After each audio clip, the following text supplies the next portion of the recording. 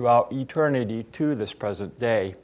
The school was founded as a result of a divine vision and divine revelation given to our founder, Dr. Henry Clifford Kinley, in the state of Ohio in the year 1931.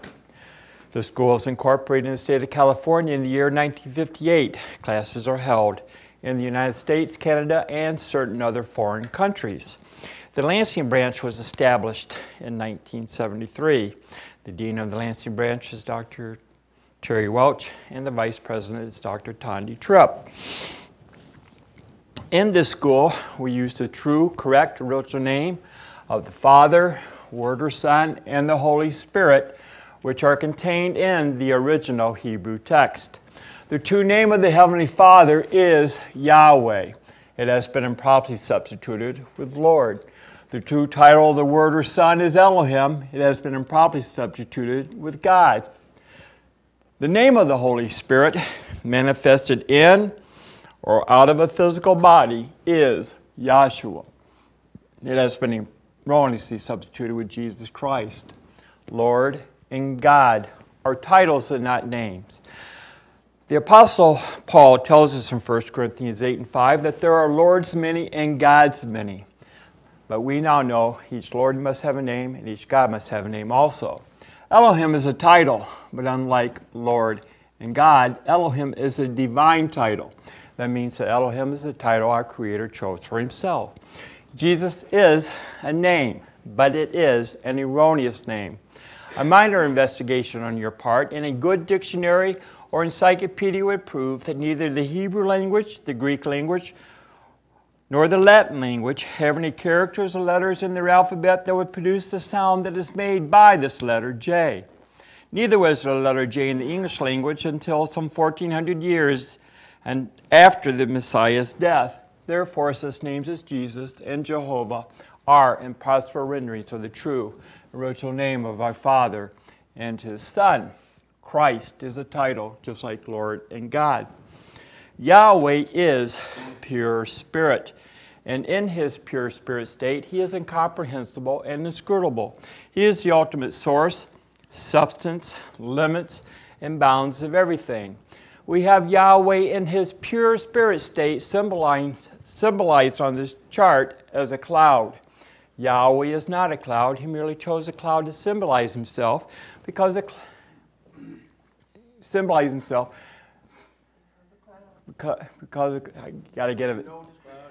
a cloud has no particular descriptive shape or form.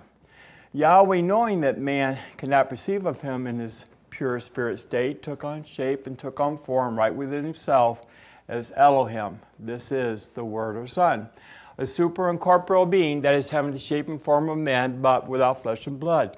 This form can only be seen in divine visions and understood in divine revelations.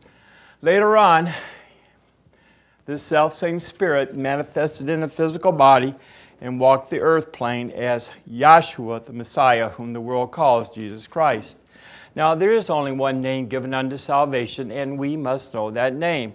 So the simple yet intelligent question that we should ask ourselves is, what was the name of the Savior during the time that He walked the earth plane?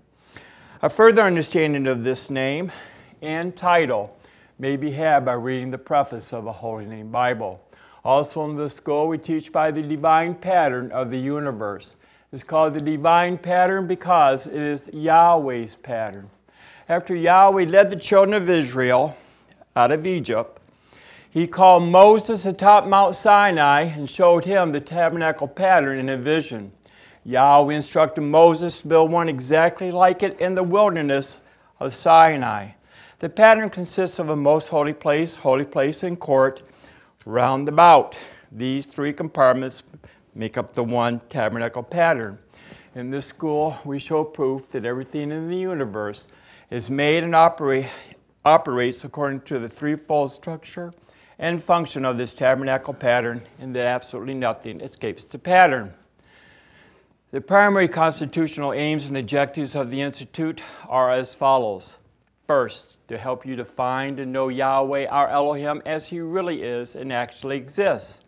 Second, to form a nucleus of universal brotherhood of humanity in Yahshua Messiah, without distinction of race or nationality, creed, sex, caste, or color.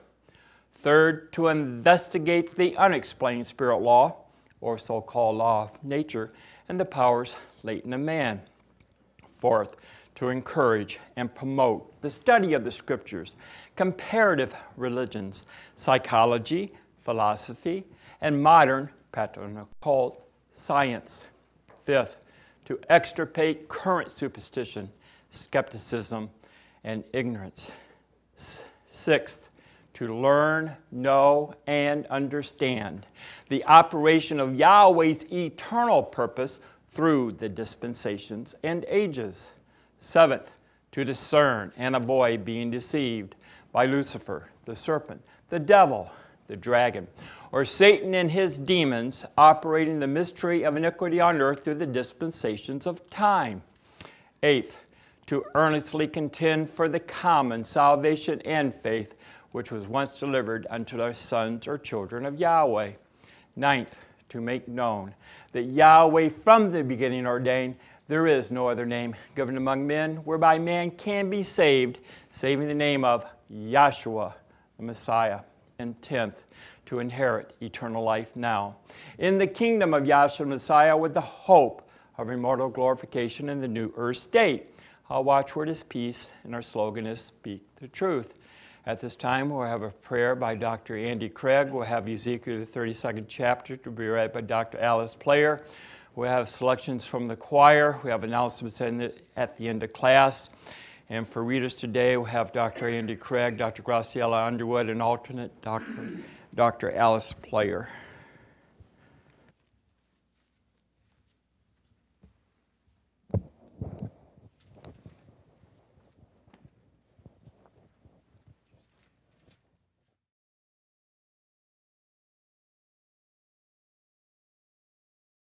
Our hearts and minds for a moment. Heavenly Father, Yahweh, we gather here again to hear and be refreshed by this great gospel of Yahshua the Messiah that was delivered through Dr. Henry Clifford Kinley. We know that you have promised to give us a knowledge and understanding that we may learn of Yahshua as he really is and actually exists, and that's why we come here, to be lifted up out of this physical state of mind into a spiritual state of mind for our eternal life's sake. We all say hallelujah.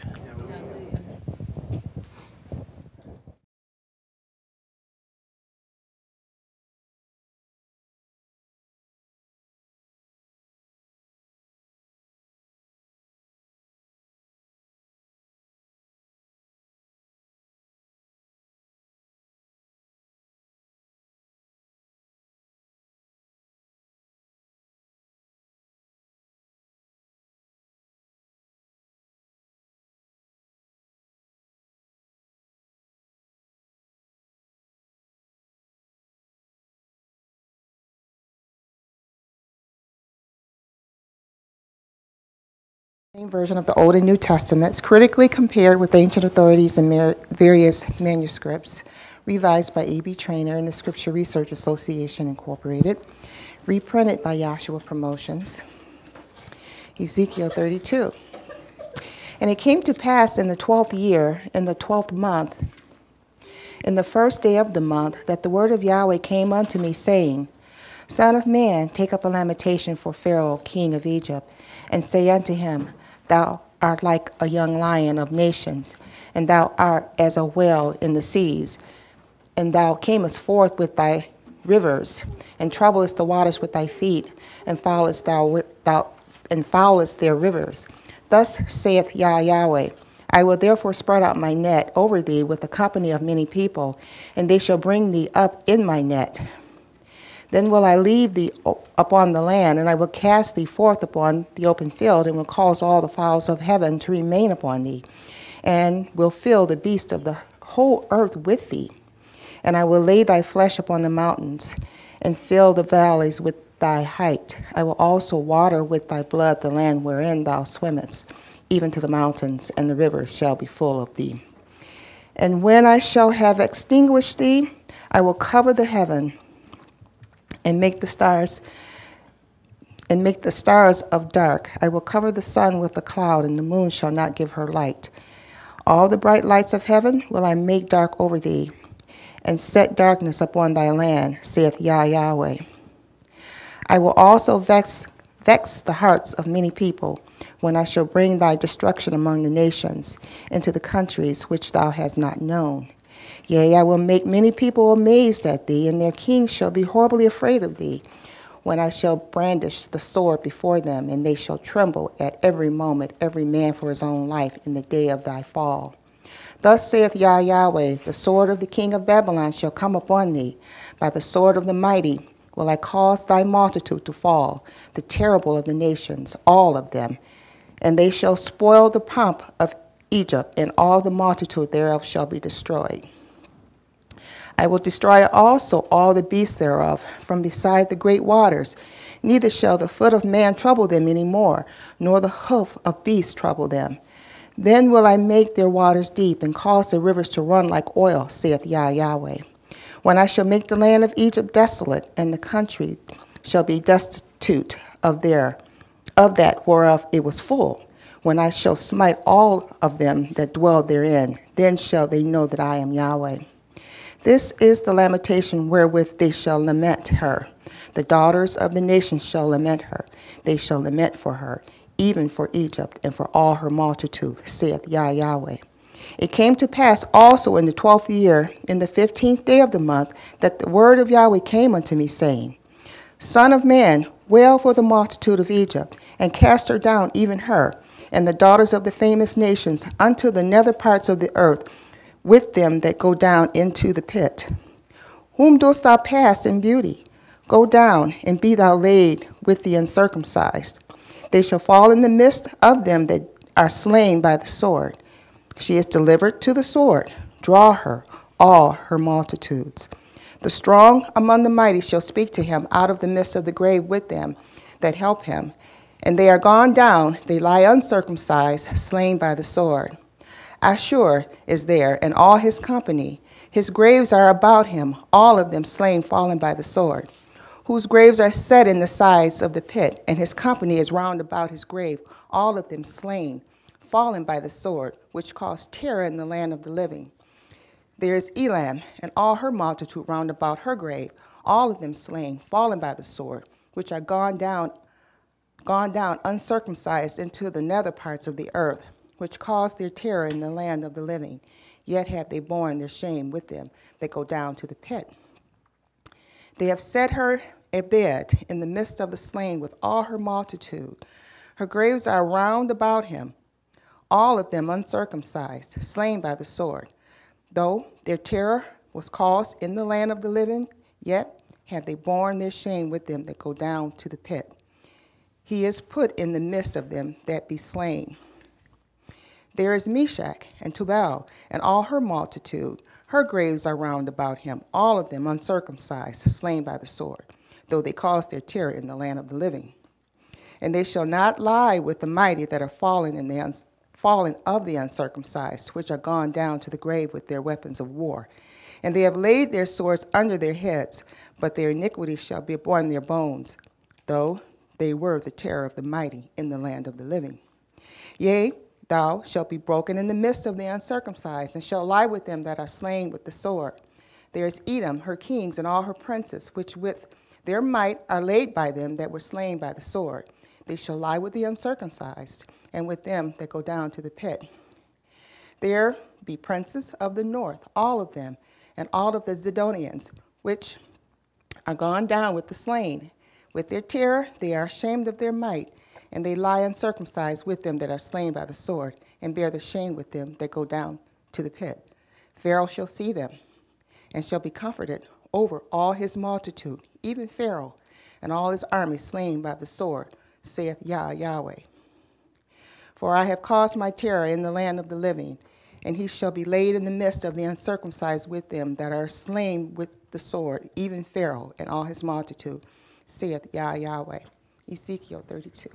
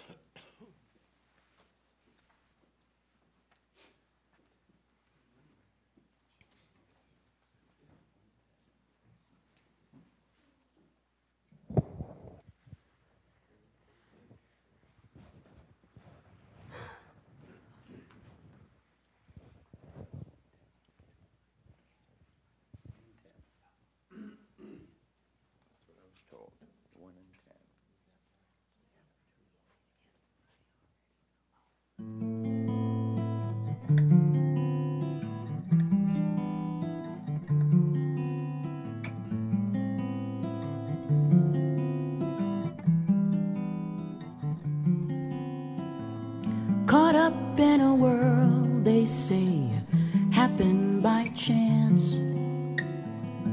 They wanna believe that it's all in their hands. They try to convince me they shape their own destinies. But if they knew Yah like I know Yah, they'd get down on their knees. Yes, if they knew Yah like I know Yah, they'd get down on their knees.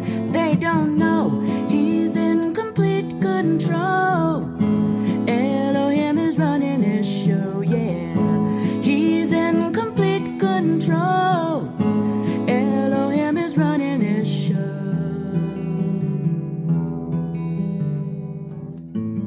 Freedom of choice is the law they're spreading around.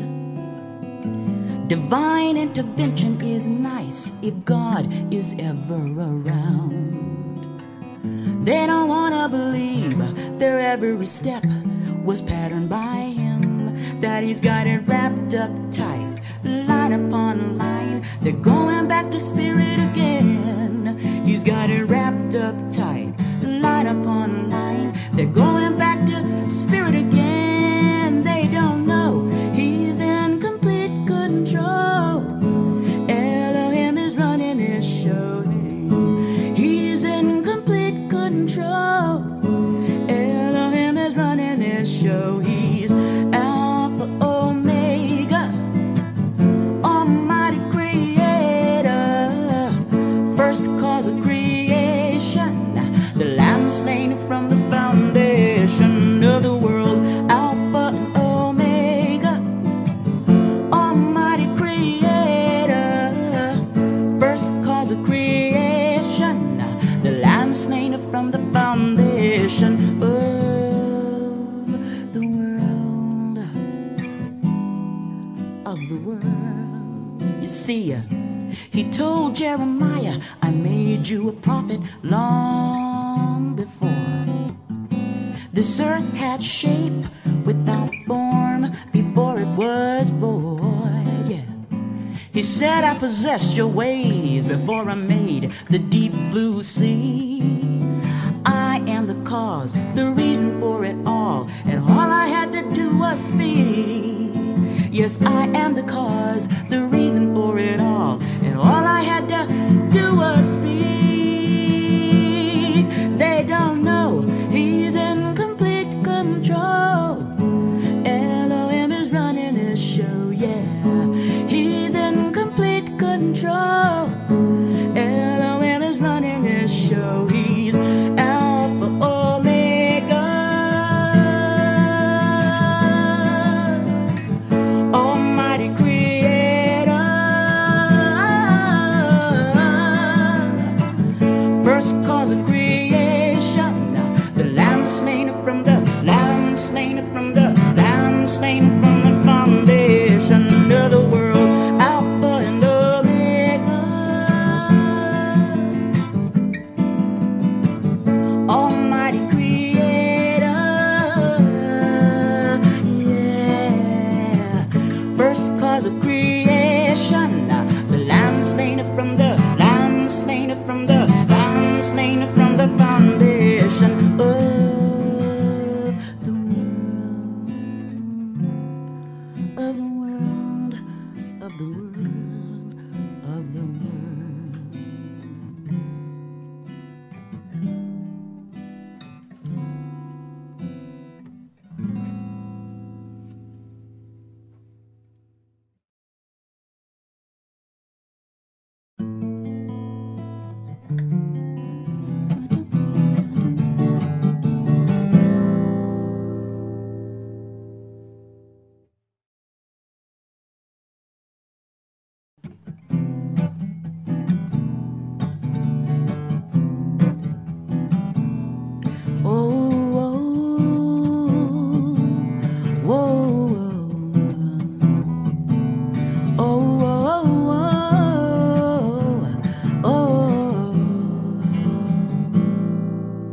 When you plant a little seed, put it in the ground.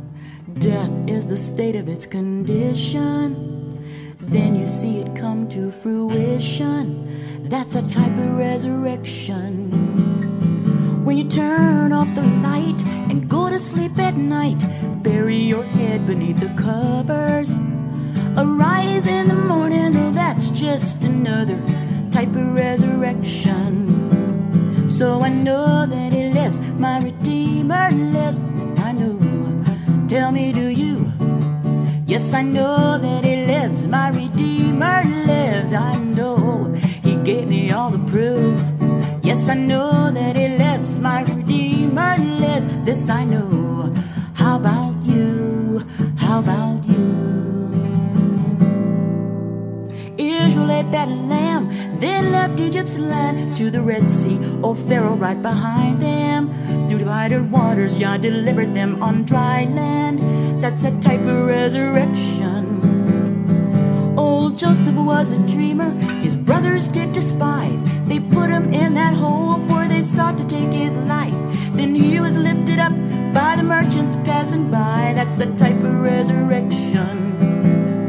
So I know that He lives, my Redeemer lives, this I know. Tell me, do you? Yes, I know that He lives, my Redeemer lives, oh, He lives. He gave me all the proof. Yes, I know that He lives, my Redeemer lives, this I know. How about you? How about you? Abraham was faithful, took his son to sacrifice. Then Yahweh said, you please me, you don't have to take his life. Then he turned around to see the ram Yah did provide. That's a type of resurrection. Oh, a type of resurrection.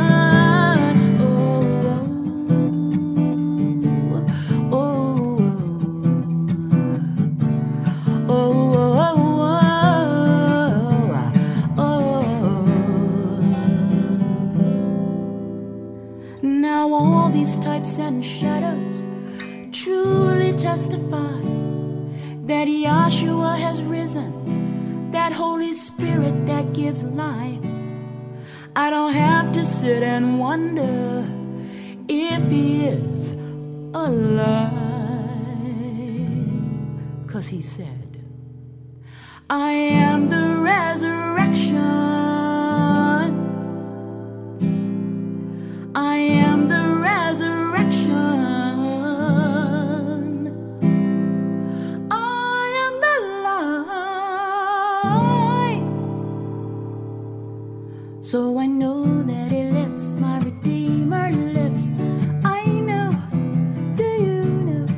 Yes, I know that He lives, my Redeemer lives, I know, do you know?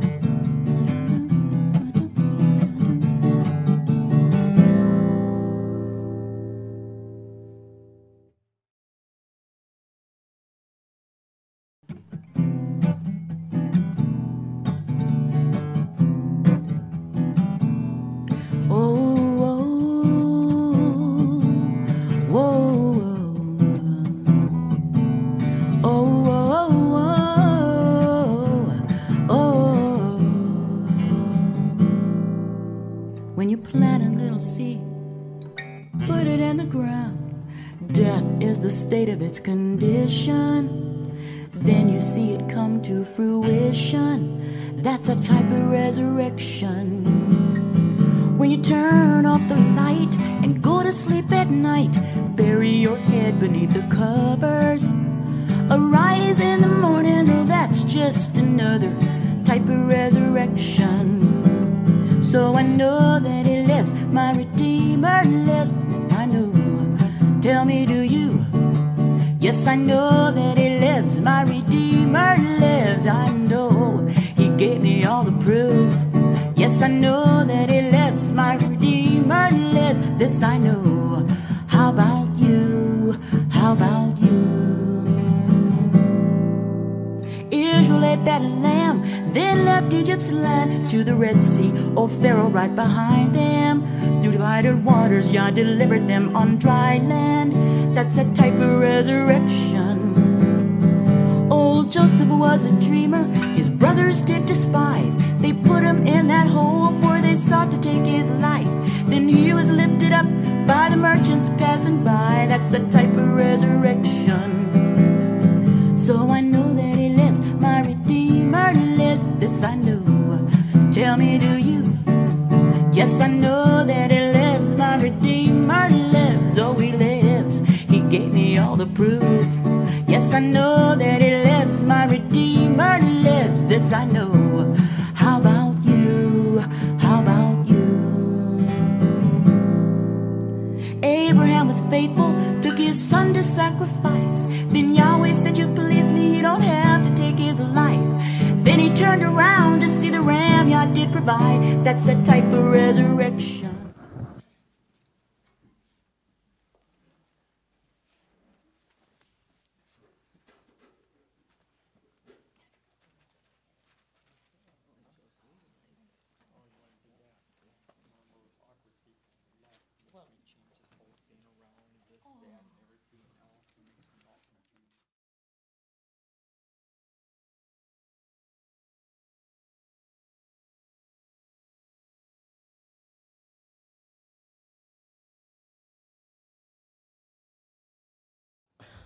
Good morning. Oh, okay. Well, it's that time of year again. Spring. This is a little too high. I can hear myself. Okay, but I'll just go down a little bit. Okay, there we go. You can adjust that. There you go. All right, I've been asked to do a little lecture on what Easter is. And, you know, we're all here, we're all true believers here. So we don't have any problem with not wanting to celebrate Easter today. Correct? We don't need to. Okay, first of all, I'm going to have the readers, and I'm a little nervous because I have so much to cover, and I would like to be able to give you as much as I possibly can. I've been doing this for like 10 years, and every year that I've been asked, which has only been about 4 or 5 of those years, but that was enough for me to go back and do more research, find out more things, and it's just overwhelming and incredible, but I'm going to try and keep it concise so that, you know, if you have an interest in anything or you have a question about anything that I have to say, write down the word that you're questioning me and go home and Google it. I can try and answer it for you. I might be able to go through this paperwork and find it for you, but go home and Google it and check it out for yourselves. And then you can read the mass of information. Let's see. First of all, would you give me the fourth aim? Read the fourth aim. Because I'll be doing a lot of the reading, but I figure if you can do it, well, then I'll do it. To encourage and promote the study of the scriptures, okay, which is what we do here, comparative religions, which is what I'm about to do, psychology, philosophy, and modern practical and occult science. So that's one of our aims here and objectives is to do that. So, with that said, let's see. First of all, I'd like to start off with talking about how did this Easter ever get started? You know, how is it that we even come down to this? Now, originally, as we know, the Jews were given back here with Moses, they were given the practice of Passover. Now, somehow, Passover morphed into Easter through the years. But long before the children of Israel were given this Passover to practice or to do every year until Yahshua the Messiah, there was something that happened back here in the second age, or at the beginning, or I should say, yes, the second age, and that was back here with Noah. So if you'll go get for me Genesis and start to read about what happened here. See, Yahweh created a creation, and then somewhere along down the road, Yahweh saw that he did not like this creation that he had created, and he ended it. So, you know, we talk about how that we are looking to the end of this age, but there were other ends of ages also previously, because we have 3 ages in the flesh. So at this point, Yahweh saw that the wickedness Can you get it for me? Genesis 6 and 5. Okay. And Elohim saw that the wickedness of man was great in the earth. Now it says that the wickedness of man was great in the earth. And this isn't very long. This is 1,656 years of the creation, of the physical creation. Go ahead. And that every imagination of the thoughts of his heart In was... time. I'm sorry, I had to add that. Go ahead. And that every imagination of the thoughts of his heart was only evil continually. Mm-hmm. And it repented Yahweh that he had made man on the earth, and it grieved him at his heart. Okay. And Yahweh said, I will destroy man whom I have created from the face of the earth, both man and beast, and the creeping thing and the fowls of the air, for it repenteth me that I have So what made Yahweh them. did was he sent a flood, and he saved 8 souls that came over into the next age. He destroyed all of man with the flood. So now he brings them into this next age, this third age. Now go over there and get me, I think it's in Genesis, where it talks about the lineage of Noah after they came out of the ark, the 8 souls that came out, and it goes in and it talks about Ham and Shem and Japheth. Genesis 10 and 1. There you go. Now, these are the generations of the sons of Noah, Shem, Ham, and Japheth. All right, now there were 3 sons, 3 daughter-in-laws, and Noah and his wife. But the generations of Shem, Ham, and Japheth, all right? And now, unto them were born sons born after the flood, the sons of Japheth, Gomer, Magog, Mediah, and Javan, and Tubal, and Mishka, and Teraz. And the sons of Gomer, Ashkenaz, and Riphnah, and Togarmah. And the sons of Javan, Elisha. the sons of who? Javan. Okay. When we go down to Ham. Yeah, that would be good. And the So Japheth and Shem had sons, but there was one named Ham who did something while his father was asleep in his tent at some point. Okay, it changed the dynamic of the way that things were when they came over here. So the sons of Ham are the ones that we're looking at. So who are the sons of Ham? 10 and 6, and the sons of Ham, Cush, Mishram, Put, and Canaan. And the sons of Cush, Seba, Havilah, and Sabta, and Ramah, and Sabak, and the sons of Ramah, Sheba, and Damon. And Cush begat Nimrod. All right, now, Cush, who is a son of Ham, begot Nimrod. Now, Nimrod, it describes what Nimrod did. Read. He began to be a mighty one. Now, in the Nimrod earth. began to be a mighty one and a what? A mighty one in the earth. Right. He was a mighty hunter. And he was a before mighty Yahweh. hunter. Okay. Mm-hmm. Wherefore it is said, even as Nimrod, the mighty hunter before Yahweh. And the beginning of his kingdom was Babel, and Erech, and Akkad, and Calneh in the land of Shinar. All right. Now, those are 7 cities that Nimrod built afterwards. And Nimrod built Babylon, or the Tower of Babel. What happened was, and I want to get this for you because I found this online. I want to read it to you. I want to read to you how that Nimrod began to build the Tower of Babel. Now, it says, although Nimrod was a brilliant strategist, he made a fatal blunder when he allowed Semiramis to retain full control of these religious hierarchies.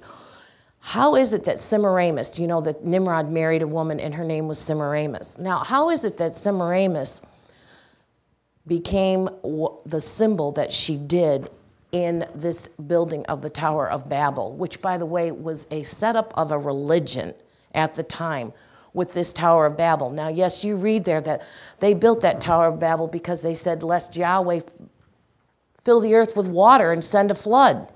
We'll be way up here and he won't be able to flood us out. Although if you read, it says that they covered the highest mountains.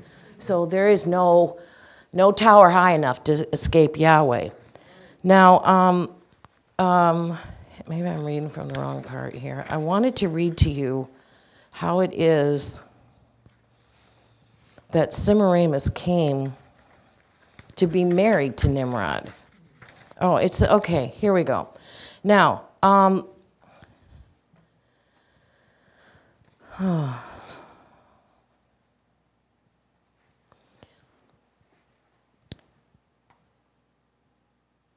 it says in this place where I found online that Nimrod came from another, it's not like he was born in the country where they built this Tower of Babel. But Nimrod sailed from this country that he was born in with a naval fleet and came to this area in Mesopotamia, all right, which is, where's Mesopotamia on there? Right here, here you go. Okay, so Nimrod had to sail, okay? Now here you have the Tower of Babel down here. Anyway, with his armies. Now what happened was that he met Semiramis in the midst of a war that had resulted from him coming in and conquering, because that's what they did. They went and conquered. And that in the midst of this tumult of war, Nimrod and Semiramis met, and it says, in none too savory circumstances. For tradition states that she was, and this has been verified by other sites, that she was an inn or brothel keeper in the city of Erech. She was a whore. And this here it says, leading one to speculate upon the nature of their initial acquaintance. In other words, did he go to the brothel to, whatever. Semiramis was a native of Erech, which is spelled E-R-E-C-H, which, as evidenced by its name, seems to have been built by a Hamitic family, which would have been Ham's family. Ham's wife was said to have been descended from Cain, who built the first Erech in honor of his son, which is also referred to as Enoch. E-R-E-C-H is also referred to as E-N-O-C-H, and you know that Cain built a city after his son. Okay, Enoch. There was a son, there's a satanic Enoch and there's a righteous Enoch. Okay, so the name Semiramis is a later Hellenized form of the Sumerian name Samar-Amat. Now, the reason I'm bringing that up is because you're going to find out where Easter came from, and it's about something about that an egg came down from heaven and floated on the sea, and out came the Queen of Heaven, okay? Now, Samar-Amat, which was the name of Semiramis, means gift of the sea. Okay, the initial element, Samar, when translated into Hebrew, becomes Shinar. Now, you've heard of that. Okay, in the Bible, and it says here the biblical name for Lower Mesopotamia, and is the word from which we derive Sumeria, not Samaria, Sumeria. All right, anyway, it says this one tarnished woman then had such a lasting impact upon world history, and it's true, that because this is why we celebrate Easter, that not only do we, and I don't mean we, the world accepts and celebrates it, that not only do we call by her name the land from which civilization flowed, but God himself, through the sacred writer, has let us know that its distinguishing characteristics was that it was the land of Shinar, or Semiramis.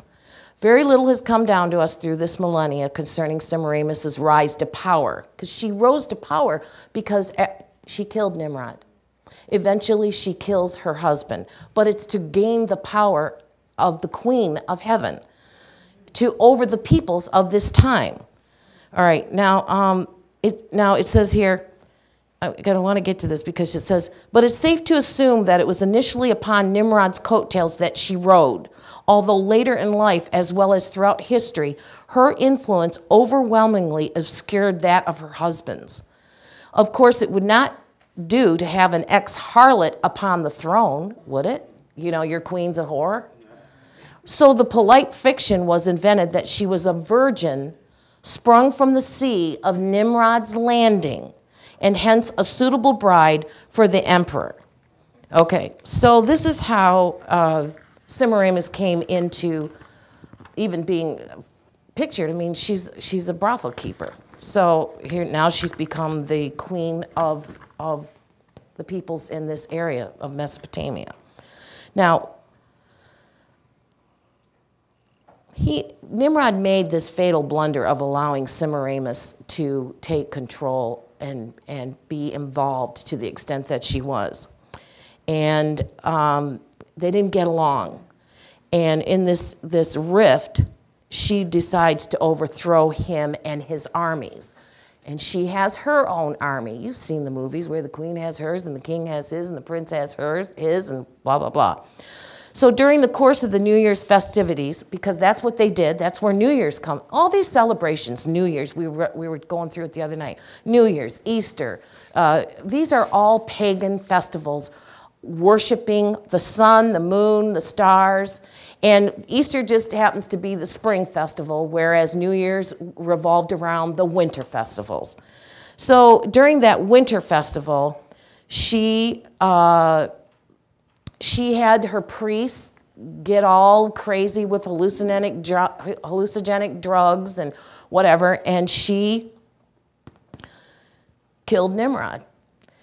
Now, what it was they were going to offer up a ram, okay, during these festivals. And she decided it would be better to offer up the king. So, of course, they're all in their frenzy. They're going to say, yeah, we should offer up the king, a better sacrifice than a ram. So they offered up the king, and he was killed, slaughtered. And it says here, it was the king who was torn to pieces at the hands of the drug-crazed priesthood. And then Semiramis' bastard son, who was Tammuz, because she did not have a legal heir with Nimrod. Tammuz was her bastard son, and he was raised up in king. Now, see, now what she can do is she can have control over her son. Okay? Now, she's going to claim, and you're going to read this in other areas, and, you know, I realize that, you know, I've been told these things, and I got this, I saw it, I'm trying to bring it all together. This bastard son that she had, she claimed that he was the resurrected Nimrod.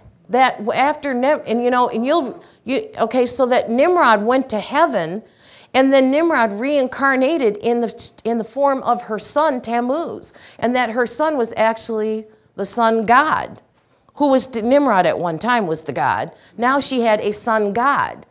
So now what you're going to see happening throughout history is you're going to see the image of the mother and the son. And in many, many cultures have this, not just Christianity, but Buddhism and other, what's the India? Hindu, have a mother and a son symbol. Okay, so this is where it starts, is with this. Well, now she thinks that she can control him. Well, this is what really took her down, because he got his armies together, Tammuz did, and he had Semiramis killed. So that was the end of Semiramis. As far as this story goes, and this was this site that I got on here for Semiramis was quite detailed, a lot more than what I just went through, but the mother and the child comes from Semiramis. All right, now, I got you here. Now what I'm going to do is I'm going to bring you down. Okay, so I guess I'll do this. I need the board, please.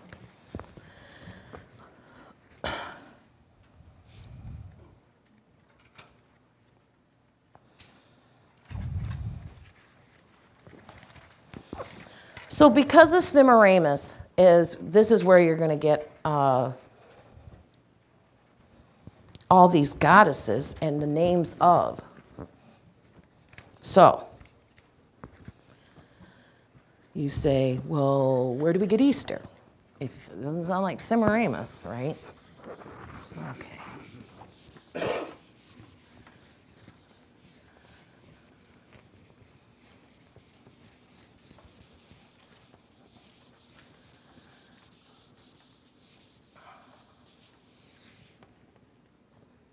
Really, the origins of this festival, this spring festival, whatever, is so messed up and satanic when you start going back and checking these things out that you wouldn't even want to bother anymore. It turns your stomach for what the things that, where everything, well, it's just a little Easter bunny. Well, it's just some eggs. Well, it's just some candy. And really, why get them messed up in that? Why even bother with it? Because when you find out where it came from, it's disgusting. Okay, so let's see. I am going to read about Easter on my favorite page, if I can find it.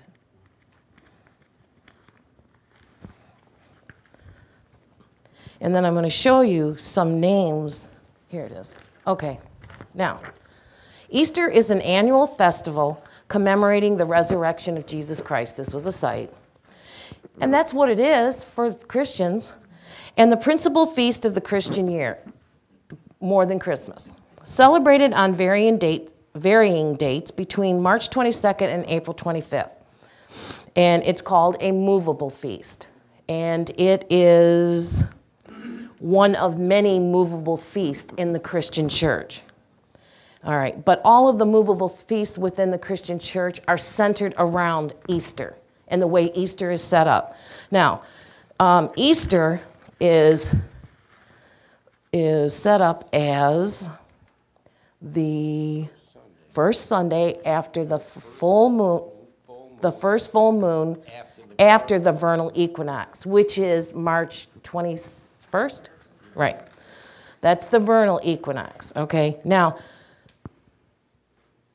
not all Christian churches celebrate Easter on the same day. In other words, we are the Western Church, and then there's the Eastern Church. The Eastern Church does not follow the same calendar that we do. We follow the Gregorian in the Western Church, and they follow the Julian calendar in the Eastern Church. So the dates for Easter do not always coincide.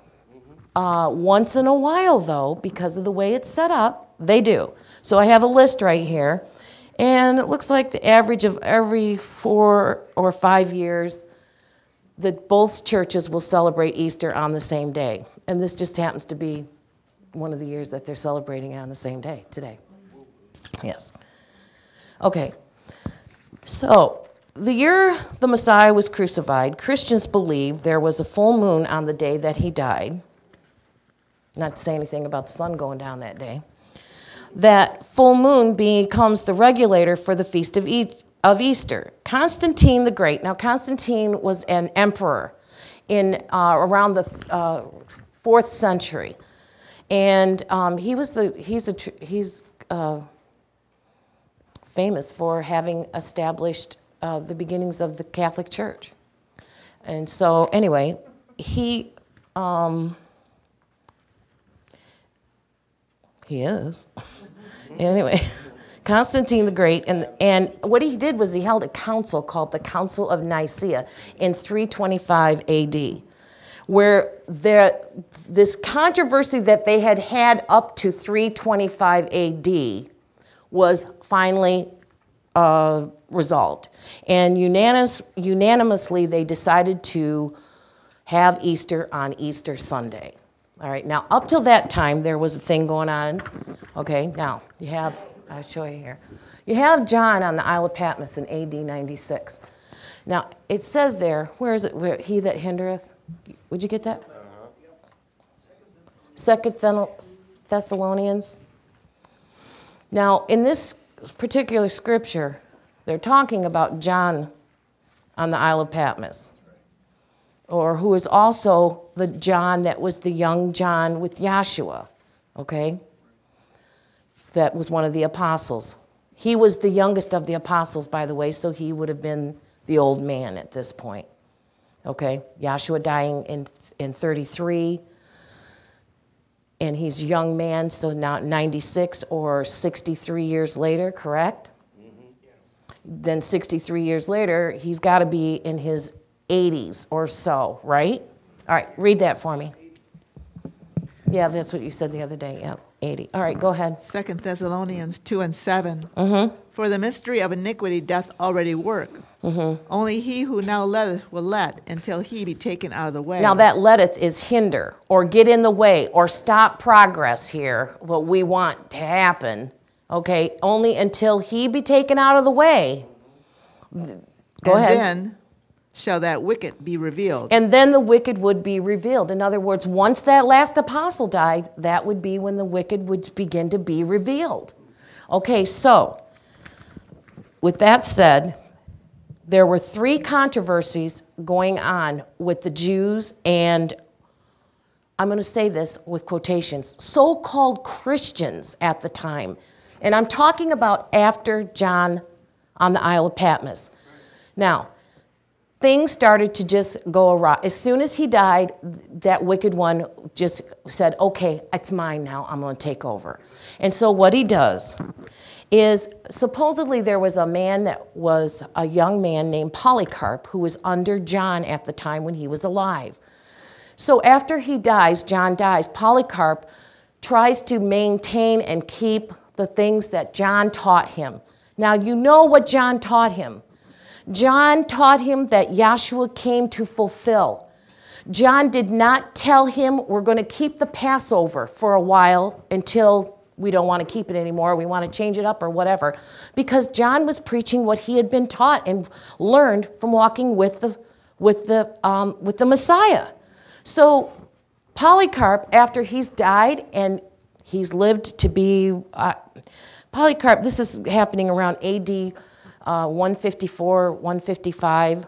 So now we've got like, 60 years or so later. So Polycarp's a young guy with him. Now he's an old man. He's forgotten. He now keeps the Passover. And everything I've read about Polycarp, he keeps the Passover, and he keeps it the way that the apostles kept it. Now, please tell me that, you know, they're not supposed to be keeping that Passover in the way that it was kept before Yahshua came in. So he's keeping the Passover, and he wants to keep it every April or Abib or Nisan 14. That's when Yahshua says, Deuteronomy, right, the beginning of the months, and you know what day that Passover was to be celebrated. Okay, so he wants to keep it then, but these so-called Christians, or also called, now he's going to be called the Bishop of Smyrna, which is going to be the Eastern Church, okay?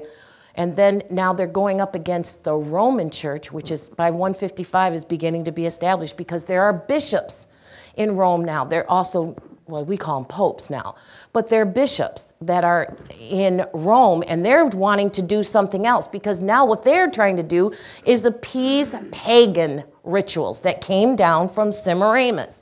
So what they want to do is they want to practice the resurrection of the Messiah on a Sunday in the month of Abib or Nisan, but they want it on Sunday. Well, now you've got two ideas going on here, and what it turns out to be is a controversy between the Eastern and the Western, okay? So, Polycarp goes to Rome. He has a meeting with the bishop, and his name was Anicetus. He has a meeting with Anicetus, and by the way, he is a pope, because if you go and get the list of the popes, he's on there. I think he was like the 11th or something. Anyway, so he goes and has a meeting with them, and they agree that they're just going to agree to disagree. You go ahead and keep it on the 14th, the Passover. We'll celebrate the resurrection of the Messiah, which is not called Easter at that time, by the way, either. We'll celebrate on Sunday, okay, and we'll be happy with it. As long as we take the Lord's Supper together, we're cool. So then they go down, now you go down to around 190, AD 195. So now we're down about 40 years later, and this thing is still going on. We're like, well, why are they doing it that way, and why are we doing it this way, and why don't we come together with this? So now there's a guy named Polycrates who goes back to Rome, and he sees Victor, who's now the Bishop of Rome, and they try to work out the situation, like, we got to come together with this. We can't be apart. We're both of the same church, okay? Well, they didn't do it either. So it took until 325 AD when Constantine came in as the emperor of Rome and said that, you know, well, the Nicene Creed, if you've ever read that, okay, so at this Council of Nicaea, a lot of things came out.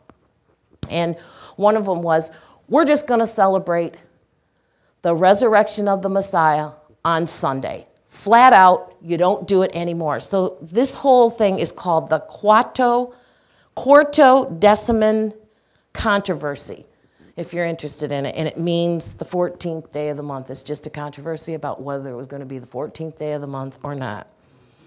Okay, so that's how you got it to be on Sunday back as far as 325 AD. Now,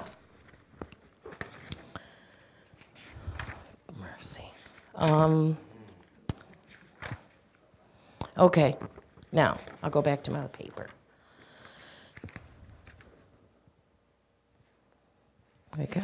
Look at that, I even got through that without reading it out loud to you. Okay, now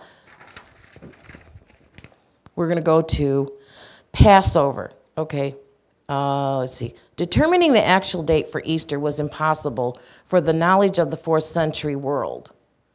So the problem was the discrepancy of the solar year and the lunar year, because you know the Jews had a lunar calendar, and then others were looking at the solar calendar, which was an increasing discrepancy between the true astronomical year, which is a whole nother year,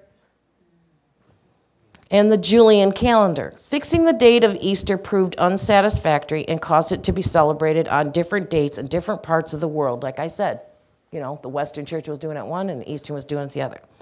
In 387, France and Egypt celebrated Easter 35 days apart. This really messed up the church when you would celebrate 35 days apart. That's not even in the same month or close to the same week, right?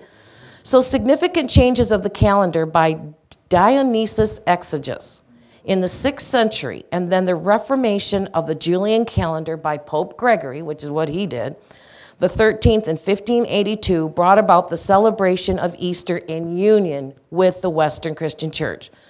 The Eastern Orthodox churches have not adopted, and this is why they didn't adopt the Gregorian calendar, and they follow the Julian calendar, so they're just a little bit off, but they're not so far apart. If you want to see that chart I have, they're not so far apart that they're like 35 days apart, you know. They're still within reasonable proximity. Now, I wrote this, keep in mind that the U.S. Naval Observatory's Astronomical Applications Department says that Easter is determined by the ecclesiastical moon, which does not necessarily coincide with the astronomical moon. I'm not going to go into it. Passover was then replaced with the pagan festival of Easter. It is a spring festival of the goddess of fertility and proliferation, flat out. It was once called the Queen of Festivals, and this festival was celebrated originally hundreds of years before Yahshua's death, burial, and resurrection. And I mean hundreds because it was celebrated long before he even came in. It was celebrated with Semiramis, right? Thousands, exactly. Now, I'm going to tell you what the definition of Easter is. I'll give this to you real quick. Easter. Easter comes from the word east. Pretty simple. Because they have common Indo-European roots. Okay, now, it comes from a word, os, all right? And os means to shine. Remember, they're worshiping the sun. By the way, I would like you to get some scriptures because Yahweh had some things to say about that. And I would like to get those just because sometimes I get all racked out of shape with just pagan stuff. Let's go to Exodus 34, 12 through 4. First get Deuteronomy 17, 2 through 5. And then 2 Kings 23, 4 through 6. Because Yahweh had something to say about worshiping sun, moon, groves of trees. Because somebody went, you know, we've been doing a little bit of Easter all week, and someone recently went through the groves of trees that they would go into worship. Deuteronomy 17, 2 through 5. If there be found among you within any of thy gates, which Yahweh thy Elohim giveth thee, man or woman that hath wrought wickedness in the sight of Yahweh thy Elohim, in transgressing his covenant, and hath gone and served other gods and worshipped them, either the sun or moon or any of the hosts of heaven, which I have not commanded, and it be told thee, and thou hast heard of it, and inquired diligently, and behold, it be true, and the thing certain that such abomination is wrought in Israel, then shalt thou bring forth that man or that woman. And watch. Now this is what their punishment was. Read. Which have committed that wicked thing unto thy gates, even that man or that woman, and shalt stone them with stones till they die. Okay, now that stoning thing isn't this they're going to stand there and stones are you know, stones are coming. They bury them. Now, they bury the woman up to her chest. I saw this on in one of the, Iraq, was it? And they bury her up to the chest. The man that let his arms stay out. Whoop-de-doodle. But you're dead. Your head is being stoned. You're dead until you're dead. So it's not, you know, this is the punishment for worshiping the sun. Go ahead. 17 and what was the next one? 2 Kings 23, 4 through 6, and then Exodus 34, 12 through 14. 2 Kings 23 and 4. Mm-hmm. And the king commanded Hilkiah the high priest and the priests of the second order and the keepers of the door to bring forth out of the temple of Yahweh all the vessels that were made for Baal and for the grove and for all the host of heaven. And he burned them without Jerusalem in the fields of Kidron and carried the ashes of them into Bethel. That didn't say anything about, it should have. Was it First Kings? Or 2 Kings? I got 2 Kings 23. Maybe you want. 2 Kings 23, 4 through 6.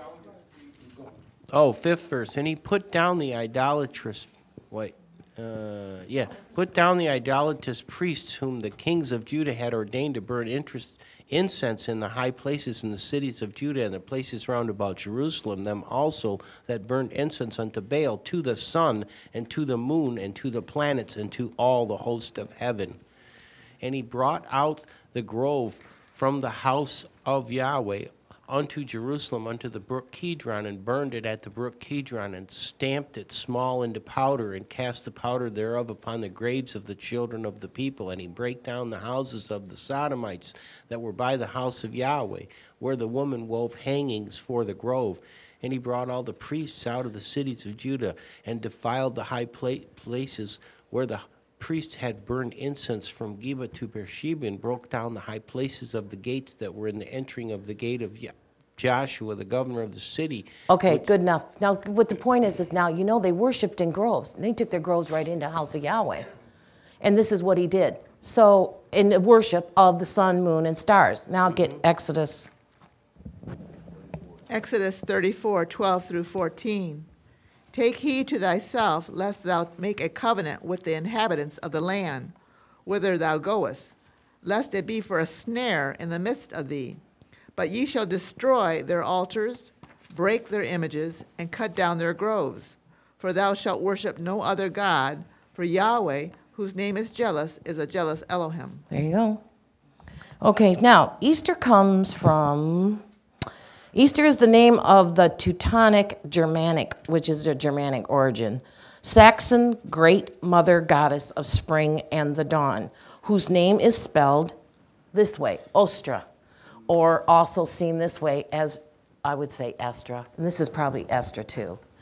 Okay, then she's also known as Ostar, Ostara, Ostern, and then Esther.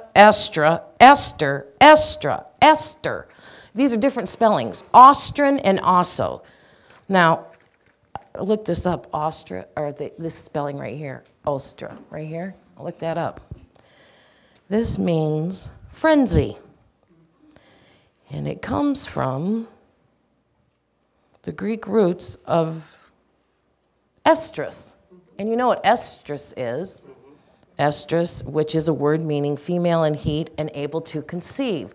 So now you see the spring festival and the fertility practices. Okay. Now, oh dear. It says Easter also correlates with the pagan worship festival of Ostara, as if they're separate. Celebrated, but they're not, it's the same thing. Celebrated on the vernal or spring equinox around March 21st. It's also a Wiccan celebration, Ostara. And, you know what Wiccan is.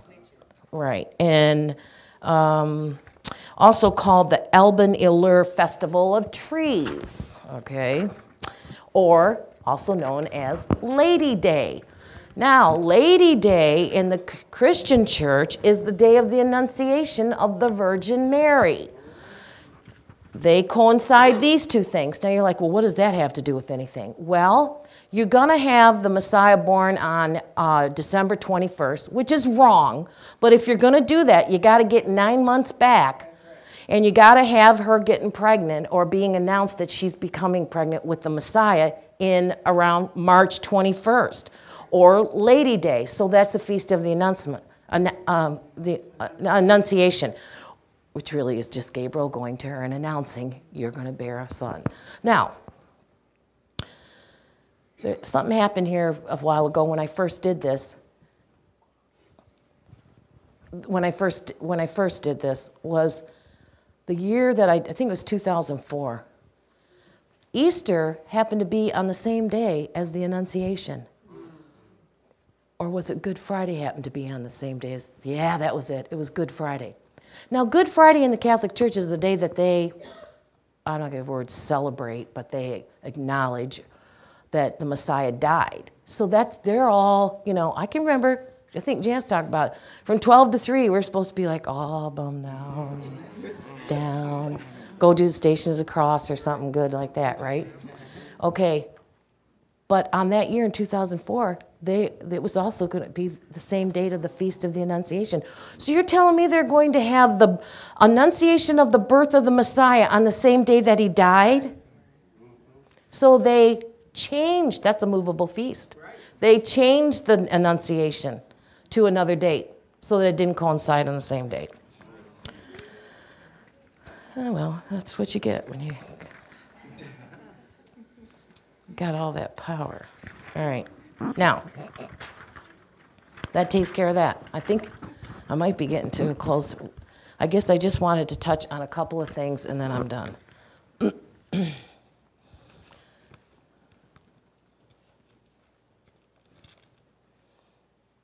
Oh, I did want to go into that, but I don't know if I have time. Maybe the next speaker will go into, if you don't know anything about that, the worship of the groves in Asherah.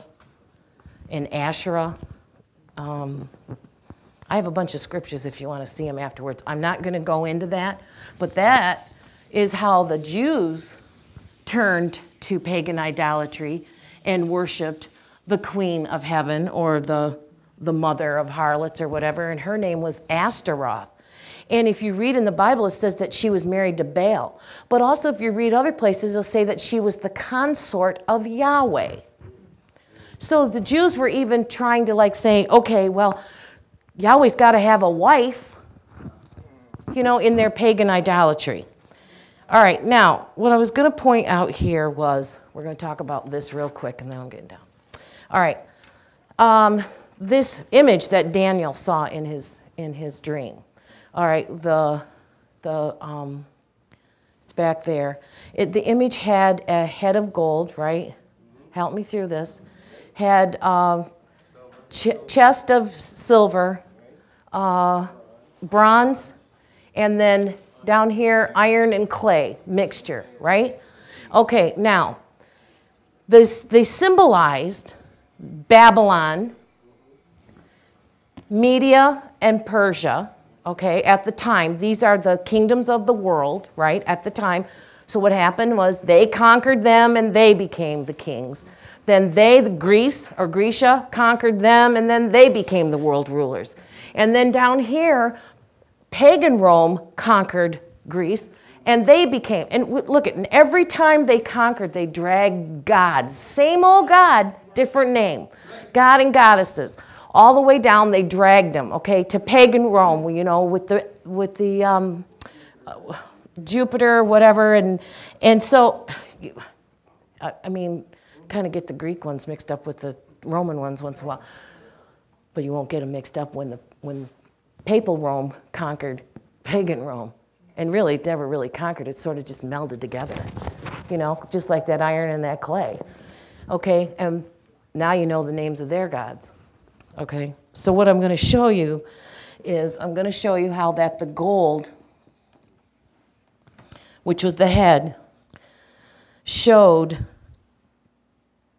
the names of their gods. And that was Babylon. And the names of their gods were Bel, or Baal, And in Nana, this was the man and the woman. All right. And there also had Nimrod and Semiramis. Okay. And then they had Tammuz, who was this resurrected God. And you can read in the Bible, you know, it says weeping for Tammuz, the women weeping for Tammuz. And the church took that and said, okay, they lamented him for 40 years, the death of Tammuz. We're going to have Lent for 40 days, okay? And the Ham part is because Tammuz was killed by a boar. And then they ate the boar or the ham. They roasted that, okay? So that's your ham. All right, I mean, there's all different ways that it gets here. All right, so then his goddess is Ishtar, which, by the way, you can trace that back to her. Okay, now, the silver part, or Persia and the Medes, was this guy, and I've seen this one before. There's a religion, too, that goes with this. Zoroaster was the name of their god. And the goddess that was with him was Anahita. Now that's their god, but it's still the same, it's the same God. It's just got different names. You know, how do they say that about the innocent? You take, you know, change their, yeah, there you go. The names were changed to protect the guilty. Then you have brass, and that was Greece, and that showed this god. You know Adonis. Adonis. And his bride, or his goddess that goes with him, was Aphrodite. And you know she's a goddess of fertility. So then you come down to the clay and the iron mix. Pagan and papal Rome. And under pagan Rome, you had a god named Bacchus. And his goddess is Venus. Okay? Then you have papal.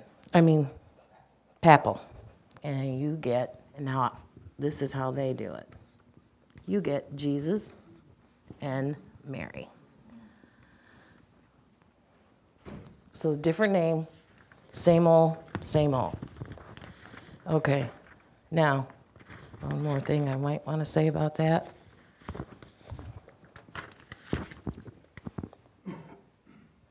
Yeah, I'm going to read this one part and I'm done.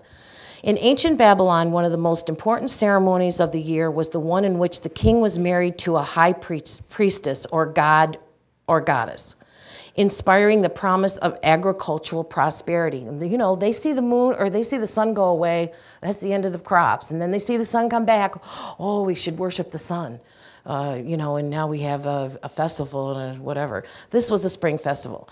There's certainly evidence from later periods of the king's special relationship to Ishtar, which she's right there under Babylon. For the Babylonian people, Ishtar was an incarnation of the planet Venus. Ishtar, however, is often thought of as an erotic goddess concerned with sexual intercourse, and later in history, her prostitutes were to earn a licentious and evil reputation. There was the College of Priestesses of Ishtar, the head of which was the high priestess herself. This cult enjoyed a considerable expansion elsewhere and finally emanated in the lewd practices of the Phoenician queen, which Danielle went into the other night, Astarte, who is in Hebrew Ashtoreth, so much condemned by the Old Testament prophets. There is evidence that organizations similar to one temple existed elsewhere. In Ashur, the religious capital of Assyria, the remains of the temple called Ishtar Denito, the Lady of the Dawn, have been excavated. Plaques there show men and women enjoying sexual intercourse on the brick pillars of the temple. Other figures are also engaged in an erotic dance. Upon the death of Nimrod, Persian records tell us he was translated to heaven, but there was much consternation. Then began those weeping for Tammuz, which, you know, Nimrod and Tammuz are interchangeable because Tammuz is claimed to be the reincarnation of Nimrod. in the guilt of which the daughters of Israel allowed themselves to be implicated. And Israel did this. They are the ones that made the cakes to the queen of heaven. Okay.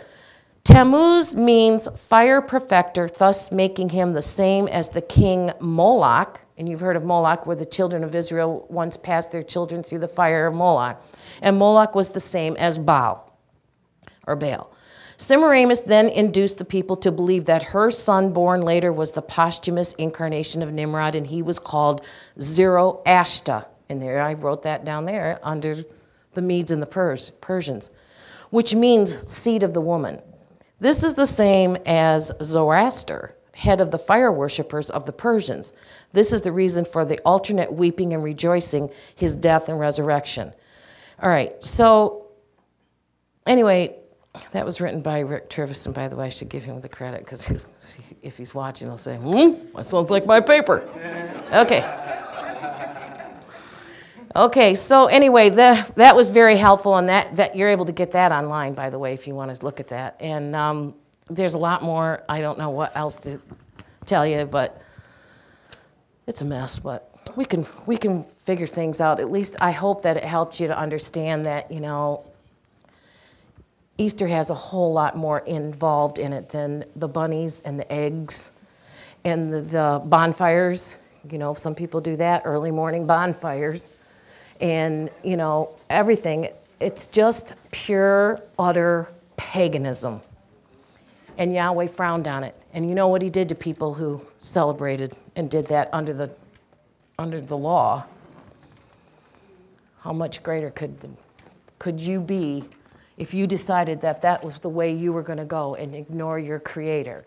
Now, by the way, it's not going to hurt you to eat an egg or go buy the candy or do that thing, but do not set it up as a worship, and don't let the generations to come think, oh, this is the way we do it, because it isn't the way Yahshua does it. Thank you very much. Praises to Yahshua.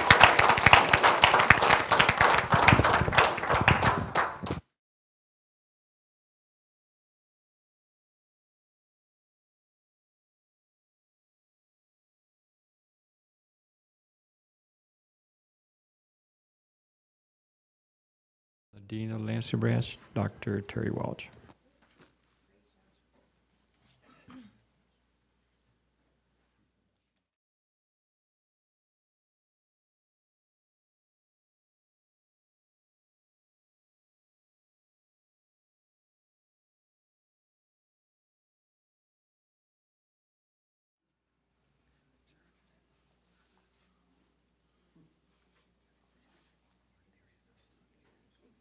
All right, thank you. Well, good afternoon. Was that enlightening? Yes, right. And we've been talking about Easter and Passover all week, and this is the third class. And I think this was a very good historical presentation. Gives you some real context as to what really is involved with these worship services. And I'll mention something real quick that I'm not going to go into great detail, but it's a topic that's come up a lot recently. You all have heard of the 4 blood moons, probably, yeah. And of course, these blood moons or lunar eclipses are happening 2 this year, 2 next year, on the dates of the Jewish Passover and Feast of Tabernacles. Very unusual correspondence of signs in the heavens. And Yahweh does, in fact, have signs in the heavens or in the skies as to what's going on. And there is a correspondence with the things that he has happen on the earth. Now, I'm not going to go into a lot of details about what all that means, and I don't claim to understand all the details of what that means. But I will say this, that typically, classically in the information that most of us get, these kinds of things are used with people that have these ideas that, oh, we're going to have this major, major world event and it's timed out based on these particular events that occur in these dates. Okay? And although those things are signs in the heavens, signs are not necessarily placed at the spot that whatever it is they're talking about occurs. Like if you go down the road here and you see a sign that says hospital, do you stop at the sign? No. Right? Because the hospital points you to where the hospital is. But it shows you that you are on the right track and going near to where this is occurring. So Yahweh is, in fact, making these things happen, and He is using signs in the skies or in the heavens, and He put them there for signs and for seasons, days and years, etc., etc. Now, the Passover is something that we haven't talked as much about in this past week as what I'd like to focus on a little bit here. Because we talked a lot about Easter, and that's because most people that come from Christian background are familiar with Easter, okay? And it's kind of a re-education, and in most cases a shock, to find out where Easter actually came from and what's involved with it. And I think that's important to do that. I have tried to, if you remember in class here, I don't know, 2, 3, 4 weeks ago, started talking about Baal and Ashtaroth, right? And the worship of Baal and Ashtaroth. And that is where Easter comes from, is the worship of Ashtaroth. Remember, and she had it on the board, Tammuz consort or wife or woman was Ishtar. Ishtar was the first, to my knowledge, first name of a woman that was considered to be, let me put it this way. That name of Ishtar was used as a basis for the other names that came about later, like the Ashtaroth gods.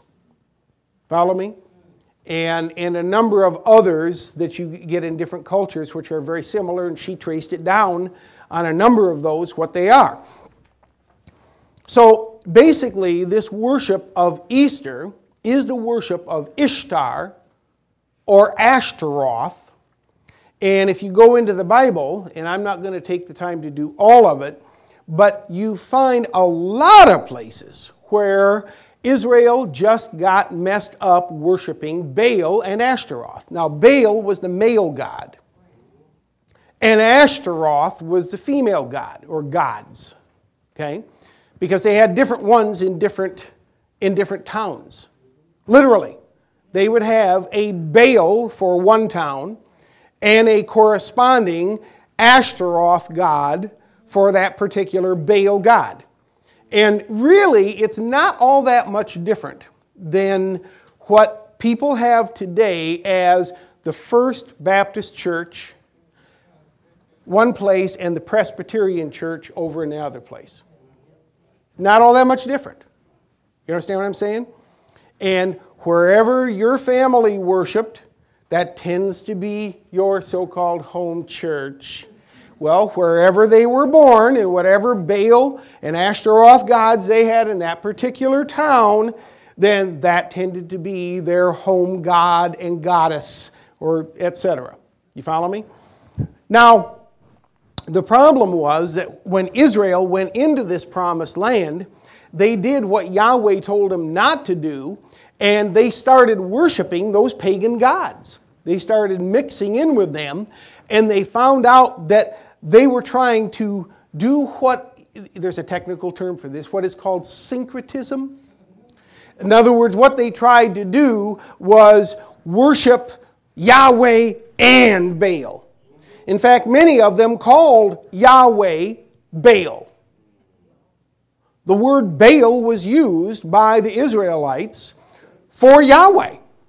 In fact, the word Baal wasn't originally, the word Baal was a general title. It was used as a name, but it was also used by the Israelites for men that were heads of households. In fact, in many cases, a wife would call her husband Baali, or my Lord. And of course, in the European traditions, even in English, you have a similar thing done in the English language, and you have me Lord and me Lady. Follow me? And Yahweh told him in Hosea, the 2nd chapter, he says that the time would come when they would get straightened out and they would no longer call him Baali or my Lord, but they would call him Ishai, which means my husband. And he says, and then I will take away the names of Baalim, or the lords, out of their mouth, and they will no longer be remembered by those names. That's in Hosea. You might as well read that, Hosea 2:16. Get the 15th verse, and I want you to see this is in the Bible. And I want you to see the distinction here about Passover and Easter. And please, follow me on this, because I want you to understand some very important points about how this is relevant to you and me. Go ahead and read, please. 2:16. And it shall come, and it shall be at that day, saith Yahweh. Go to 15. 15. Yes, ma'am. And I will give her vineyards from thence, and the valley of Achor for a door of hope. All right, so he's talking about taking Israel, and under the new covenant, he's going to make a new covenant, and he's going to give her these wonderful lands. And these lands, like the valley of Achor, was a great place, but it was a place that was dominated by pagans who worshipped these Baal and Ashtaroth gods. And Yahweh says, I'm going to give them their land. But you see, when Yahweh gave them the land, he told them not to adopt their customs and their religions. Now, let me explain something real quick. Do you realize there's always been this thing, and I think Susan focused on this pretty nicely, about these wars, right? And different countries would come in and dominate and take over, in some cases, a major part of the civilized world, right? And then another nation would come in and take over a major... This is a quest for power. This is a quest for power. And all these wars on the earth, folks, are there so that a man and a nation and a people that are patriotic to that particular man and nation can get more power. And it's all a symbol of the war that occurred in heaven and the spiritual warfare that's still going on. And what you've got to realize is, folks, there is war going on. Even if it seems peaceful in a physical way, there is a spiritual warfare that's going on. And let me just put it bluntly. Demons are real. And there is a warfare against Yahweh or Yahshua by demons. And they will not win. But they are initially given the upper hand. And it's done by Yahweh by design, so that in the end, it's obvious that Yahweh is far more powerful than all these demons. It's like if somebody says, what's that? He's spotting them a lead. That's exactly right. He's giving them a major handicap. To use your, you know what I'm saying? Giving them a huge handicap. If you do it like in a 10-round fight, it's like what he's doing is he's letting them knock him around for 9 rounds and giving him the points in 9 rounds. In the 10th round, boom, it's all over. Follow me? Yahweh going to take them out. Okay? And that's exactly what he did down here in Egypt. And there was 10 rounds, only by that time, Pharaoh had, you know what I'm saying? And Yahweh took all 10 rounds in. But that's showing that there's a spiritual warfare. Now, when these people would take over lands, what they wanted was the power that would go along with those lands. Now, you're familiar with the fact that, you hear this all the time now these days. No real explanations most of the time. It's just political garbage talk. Most of it is political garbage talk. But you hear, oh yeah, the U.S. and Great Britain, they're only over in the Middle East because of oil. Right? You hear that kind of thing, right? Now, and of course, it is true that when you dominate an area and can acquire those things, there's an issue of having the power that goes along with it. This was one of the reasons Great Britain actually controlled many places around the entire world a few centuries ago. That was the kingdom on whom the sun never sat, right? In other words, they owned or controlled property all around the globe. So it didn't matter where it was on the globe, the sun was always shining on a part of Great Britain. And they colonized, and they weren't the only place, but Britain was very successful at it. Colonized Africa in many, many, many places, okay? And all around the world, in China, different areas, and of course, there was the issue of getting the natural resources, right? You get steel and bauxite, which is, for aluminum and all the different things. Oil is today the big thing. In the older Eastern times, it was spices, right? And so forth and so on. And it gave everybody, whoever controlled it, it gave them an economic power. You follow me? And that's the way it is today. It's what people call the gold standard. He that has the gold sets the standard. Only they've gotten off the gold standard. Now they're concerned about this, but they've made U.S. dollar the world trading currency. Now, and I'm telling you, and this is an issue even now, they're talking, I'm kind of getting off the subject, but this is current. Because they're even talking now about the issue about Russia going into Ukraine, right? And the so-called penalties that they may put on them, and one of the big things has to do with the fact of being able to control the banking transactions, because guess what? All the major international exchanges occur in what form of currency? No, the U.S. dollar. It is no longer gold. They don't trade gold back and forth across national lines anymore. It's all done electronically in U.S. dollars. Okay?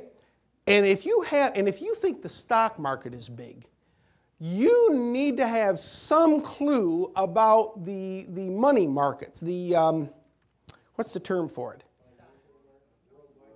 The currency exchange markets, anyway, whatever they call that. It makes the stock market look trivially small. And this has to do with the amount of money that's being exchanged across borders. Okay? And so they're talking about using this as control over the Russian forces, and they've done this with other countries.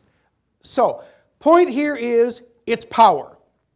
Now, reason I bring this up is because you might ask yourself the question, why would somebody go destroy a nation or dominate a nation and then just adopt that nation's gods? Because this is what she was talking about and what you hear and what you read. They would go and the Babylonians would go and destroy one group, and then they would adopt their gods. They'd change the names, but they'd adopt their gods. The Greeks, would do it with the Medo-Persians, etc., all the way on down. Why would they do this? That's right. It's to assimilate. That's exactly right. And it's just like trying to take the natural resources out of the land. They're also trying to take the power. What does the word El or Elohim mean? Elohim means the Almighty or all-powerful, right? And El means power or might. They're trying to take the power of the gods that they have dominated. Do you understand what I'm saying? It's just like other ancient customs that you've heard about that, to most of us seem really crazy. And that is like things about, have you ever heard about eating your opponent's liver? Or eating their heart? Why do they do that? To get the power that comes from them. They assume that within them that they've got this power, so they've dominated them, and now they're going to get the power. You've seen this in a lot of different stories. What's the one I'm trying to think? The Highlander. That's the one that I was thinking. That's another one that comes through a different tradition. These are all the same stories, folks. And you just think they're movies on TV and folks like that. Folks, this stuff is built into customs and traditions and the thought processes of people. And they do it sometimes without even thinking about it. So when one country would take over another, what they would do is take the power of their gods. They would adopt their gods, and now we've got the power of your God. And the next nation we conquer, we're going to get the power of your God as well as your land. You follow me? So this is really part of what's involved. Now,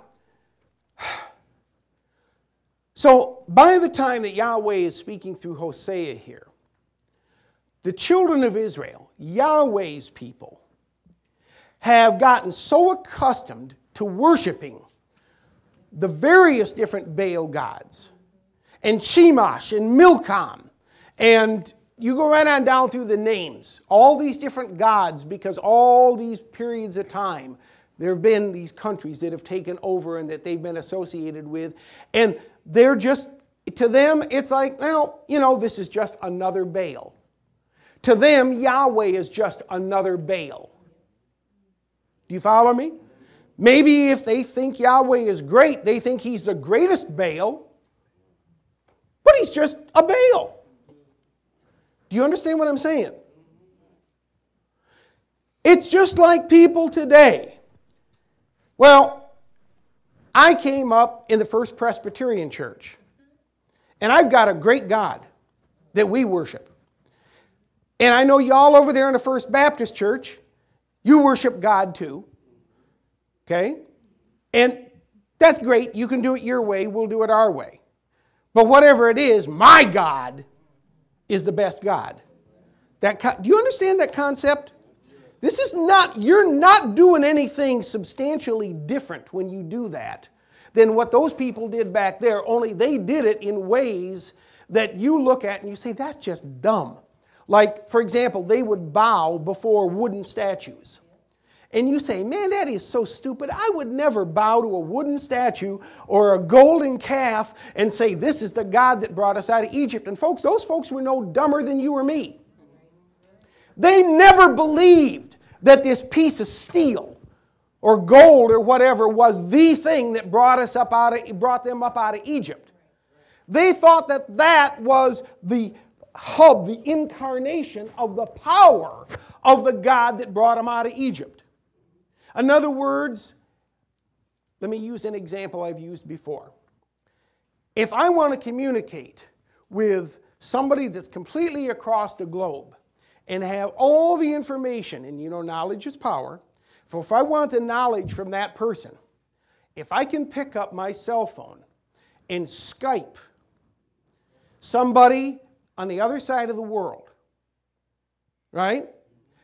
I can look at their picture, I can hear their voice, and I can get what is important as far as information. And in order to do it, I'm going to have to exchange something. Do you follow me? So my cell phone is my connection with that person. Do you understand? And I even see an image of that person in the cell phone. These were cell phones. They were analogous to cell phones or computer screens. That's what these images and idols were. Those people weren't stupid, but they used those things there as their place to go to contact their power or their God. Yes, right. So that's the way they did this, and that's what they thought. And look, you go in your traditions, in your backgrounds and traditions, You go to a church and somebody says, welcome to the house of the Lord.